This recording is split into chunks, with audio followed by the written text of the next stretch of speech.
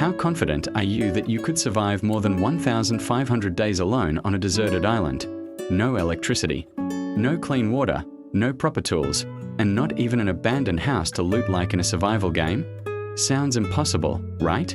But somehow I did it. And I even made it back home alive after years of wandering. Hi everyone, I'm Chuck Noland, but you can call me Robinson if you want. From a meticulous delivery guy, how did I turn into a Bear Grylls in just 4 years? Curious what happened? If you're not, I'll tell it anyway. After all those years of talking to nobody, I need an audience. So go grab a snack now, because for the next 8 minutes you won't see a single bite of food in my story. Before the survival part, let me tell you about the good days, the ones before the disaster. Back then I was an executive at FedEx, one of the world's biggest delivery companies, still trailing DHL, if we are being honest. My job wasn't for the faint of heart. Shipping demands you be on time and obsessively careful. Beyond precision and focus, you also need to be constantly on the move. Day in, day out, I was literally flying around. And yes, on the company's private plane. Because I was always traveling, I rarely had time to see the person I loved. Her name was Kelly. Kelly was lovely. We'd lived together like a married couple for years. We were only missing the wedding. But with my job, even a simple date felt like a luxury, let alone getting married. As the elders say, everyone has their time. Kelly had been steady in her life for a while, so it made sense to think in the future tense. But you know what they say, man plans, God laughs. That Christmas I was planning to propose, but I got called away on urgent business. This trip would be further than the last, and I might be gone a week or two. Knowing I wouldn't be there for New Year's, I secretly gave Kelly an engagement ring before I left and told her to open it at midnight. She, in turn, gave me a watch with her picture inside. So sweet. Looking back, I wish I had proposed right then, because a few hours later a catastrophe changed my life forever. That day the flight was smooth as always. I slept like a baby, maybe even better than at home. Then, out over the Pacific, we suddenly lost all communications. The pilots couldn't reach ground control, and the plane drifted off its planned course. I didn't fully understand what was happening, but it didn't seem alarming. These things usually clear up in a few minutes, right? But then, at the moment I felt most relaxed, boom, the cabin door blew open and I nearly got sucked out. Thank God a crew member grabbed me. Still, for a plane that big there was no saving it. It plunged straight into the ocean. Water rushed in fast, and I managed to grab a life raft and get out into the churning sea. On that life raft I was battered by storms so violent I blacked out. I couldn't tell you how many waves I rode or how much seawater I swallowed. By dawn I'd floated to a deserted island and lost consciousness. I didn't come to until well into the afternoon. I searched my pockets for any working comms, but everything was soaked and ruined. At least Kelly's watch survived. It didn't tell time anymore, but the photo was intact. Thanks to experience playing garbage collector at sea with some buddies, I knew to comb the shoreline for anything useful. Lucky for me, some of the packages I'd been carrying washed up. Maybe something in them would help me survive. So I started checking the island for signs of life. Even the locals would do. All I got back was the steady crash of the waves. Trying not to lose hope, I wrote "help" in the sand, hoping any passing plane would read it. Next morning, I realized what an idiot that was. The tide had wiped it away. I started building things out of driftwood to make them sturdy. While waiting for a rescue plane, I kept combing the beach for floating cargo. Honestly, I didn't really want to open other people's packages. Professional ethics, you know. So I planned to stash them and repackage if I ever got off the island. But first I needed drinking water. Luckily, this is the Pacific. These islands have lots of coconuts. Problem was, I didn't know how to open them. Throwing them at a wall didn't work. Smashing on rocks just splintered the shells. Still, I didn't give up. I hit a coconut on a rock with everything I had. After many tries, I finally quenched my thirst. Coconut water tastes amazing. If only there was something to go with it. So I went looking for food. After wandering, I realized the island was tiny and had almost no wildlife, just cliffs. No fans of Manchester United hiding out here, it seemed. Instead of finding a Man U fan, I found a floating body near the shore. It looked familiar. I ran over and realized it was Albert Miller, my close colleague. The body had already started to decompose. I took what usable items he had on him and then gave him a careful burial, even carving his name into a marker. Seeing my co-worker's body knocked the wind out of me. That night I stared at Kelly's photo for a long time to pull myself together and keep going. I was sure she was out there looking for me. Days passed in a dull routine. The coconuts started to run low, so I had to go into the forest to collect rainwater from leaves.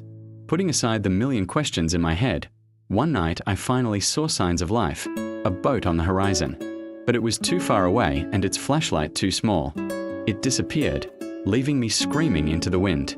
The next morning I took the life raft and tried to paddle out to reach passing vessels. But paddling against the swell is exhausting. The raft capsized before long. Another night alone on the island.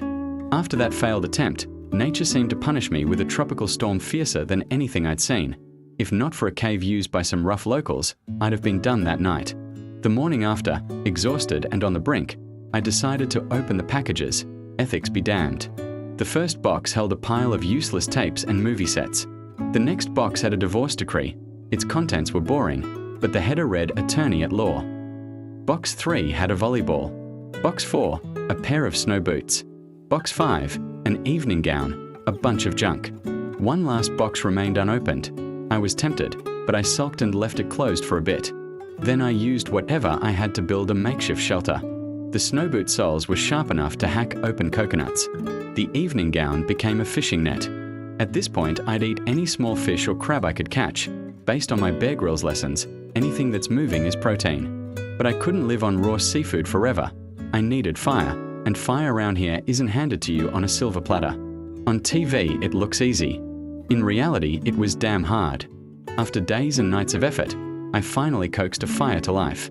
When I figured out fire, I also found her, though she wasn't a person. She was a bouncy white volleyball. I drew a face on her with my own blood, doodled a little, and named her Bobo became my confidant. A bit weird, sure, but having that little companion kept me sane in the darkest years. For long years crawled by. I went from civilized to primitive, a scraggly beard, gaunt features. Bo stayed by my side, but she aged too. There weren't many updates on the island. Resources were scarce. Occasionally random junk washed ashore, like two big doors one day. That's when an idea hit me. With the stuff I had, I could build a raft, using the two plastic doors as a makeshift cabin. If I timed the wind right, I could sail away. So I got to work, gathering planks, using fresh vines as rope to tie the boards together. But I was short on cordage. Where to get more? Then I remembered that a year earlier I'd thought about hanging myself off a cliff, but I'm a coward, so I didn't go through with it. Okay, the raft was done and actually looked solid. The only thing left was favorable winds. After a few weeks of waiting, the winds finally shifted. It was time to say goodbye to the island. Once again, I faced the angry sea. But this time I was different, steel in my spine. I threw everything into it, set the sail, rode the gusts, fought the waves, ready to take on any shark that tried to stop me. After a grueling effort, I cleared the surf and made it out to sea. Looking back at the island that had been my home for 4 years, I felt an odd pang. You don't know what a place means until you leave it. Anyway, I had to keep living. Day after day I and Bo drifted like Pi and his tiger. We fished when hungry and crossed our fingers for a passing ship. Then one night a storm from hell smashed my raft again. Bo and I were knocked unconscious. When I came to, Bo had been thrown overboard. I tried to swim after her, but I was human and exhausted. I couldn't save her. Losing my 4-year companion shattered me. My will to survive faltered. I let the raft drift wherever the wind took it, not caring. But at the lowest point, a rescue vessel finally appeared and pulled me out. After more than 4 brutal years, I returned to normal life. Everything had changed, but one thing hadn't: my love for Kelly. If the story ended there, it would be neat and tidy. But life had other plans. During my disappearance, Kelly had married someone else. I felt hurt, stunned, and powerless. Staring at the watch she'd given me, I mustered the courage and went to her house. When I knocked, Kelly opened the door and led me inside. She wasn't just married, she had kids. I knew then my chance was gone. Feeling crushed, I handed her back the watch. She looked surprised I'd kept that memento all those years. Even more surprising, she'd kept our old car in the garage the whole time. But memories are just film reels. Rewind and replay won't make things the way they were. After one last look, I drove away as I pulled out. She ran after me, crying out. I turned around, ran back, hugged her, and kissed her like I wanted to pour out 4 years of longing. But reality was reality. She had a husband and children. I couldn't insert myself into that life, so I said goodbye for another lifetime. I picked up the pieces and gradually returned to my job as a delivery driver. Now I had one last special package to deliver, the parcel that kept me going. The reason I'd survived. I hoped one day to hand it to its owner. This day I still don't know what was in that box. Maybe it was a long-range communicator, or a packet of seeds, or something else that could have changed my life. But in the end, that didn't matter. This is where my story ends. I'm glad I got to sit down and tell it to you. If you like this tale, hit like and subscribe so you don't miss any future videos. Once again, I'm Chuck Noland. Goodbye, and see you next time.